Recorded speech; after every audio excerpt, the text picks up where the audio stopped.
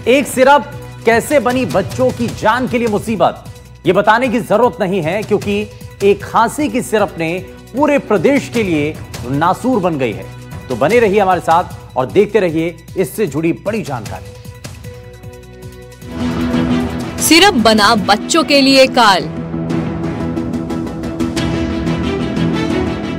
मौत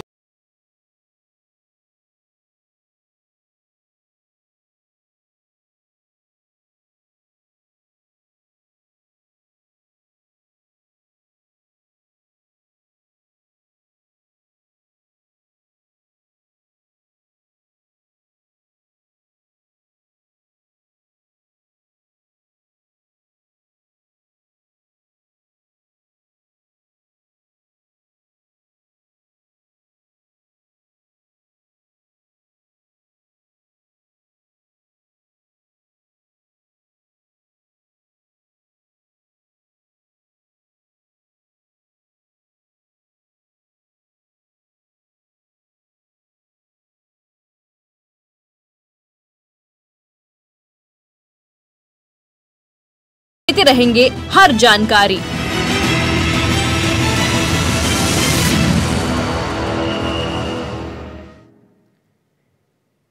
लेकिन इस दवा को लेकर जो क्लीन चिट दी गई, उसी को लेकर के अब हमारा भी सवाल है कि अगर सब कुछ ठीक है तो आखिर गुनहगार है कौन।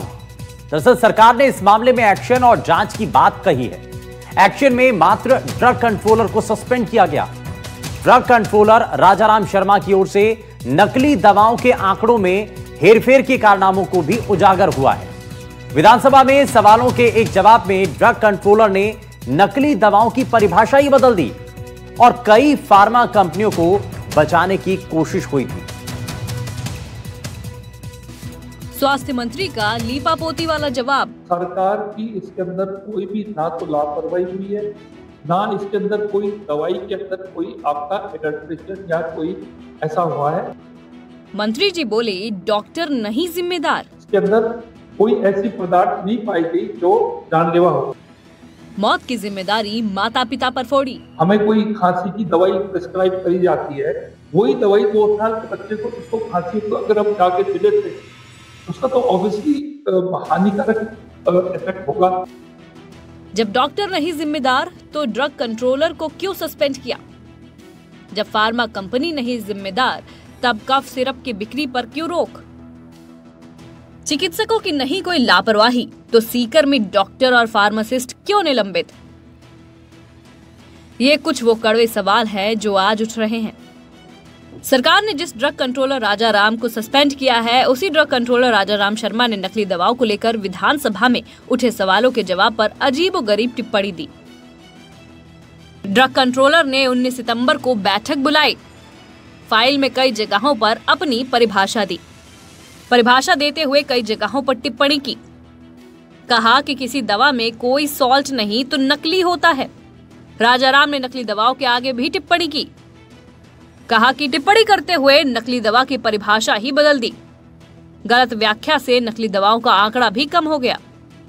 राजाराम शर्मा ने उनमें से कई नकली दवाओं के आगे टिप्पणी करते हुए हटा दिया। उसमें नई परिभाषा लिख दी। इस गलत व्याख्या के कारण नकली दवाओं का आंकड़ा कम हो गया, जिसे विधानसभा को जवाब के तौर पर भेजा जाना था।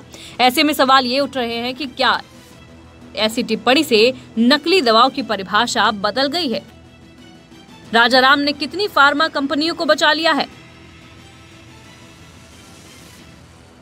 सरकारी अस्पतालों में मिलने वाली कफ सिरप पीने से बच्चों की मौत के साथ ही तबीयत बिगड़ने के मामले सामने आ रहे हैं। जिस विभाग पर ऐसा एक्शन लेने का जिम्मा है, उसी के अधिकारी फार्मा कंपनियों को बचाने में जुटे हैं।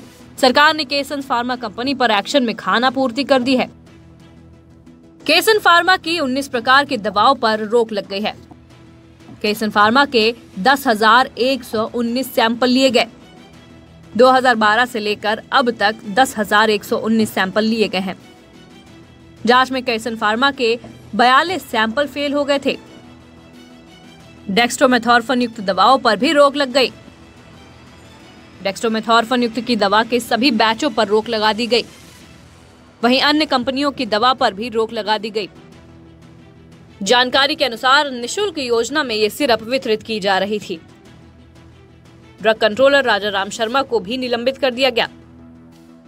फिलहाल राजा राम शर्मा के खिलाफ विभागीय जांच जारी है।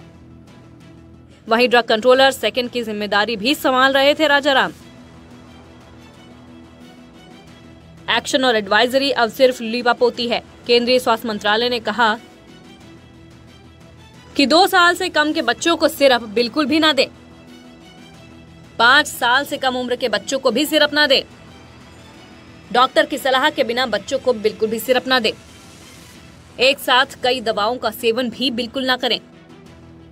DGHS ने स्वास्थ्य संस्थानों को भी निर्देश दे दिया है, अच्छी गुणवत्ता वाली कंपनियों से ही दवाई खरीदे, दवाओं में केवल फार्मास्यूटिकल ग्रेड सामग्री का ही उपयोग हो, बिना दवा के राहत के उपाय के बारे में बच्चों को बताएं। भरतपुर और सीकर दोनों जगह परिवारों ने सरकार से न्याय की मांग की है। लोगों का कहना है कि दोषियों पर सिर्फ जांच नहीं, गिरफ्तारी होनी चाहिए। दूसरी तरफ स्वास्थ्य विभाग का दावा है कि जांच जारी है और अगर दवा में गड़बड़ी पाई गई तो सख्त कार्रवाई होगी।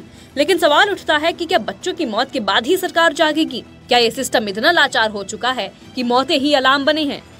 Bureau report, NDTV Rajasthan.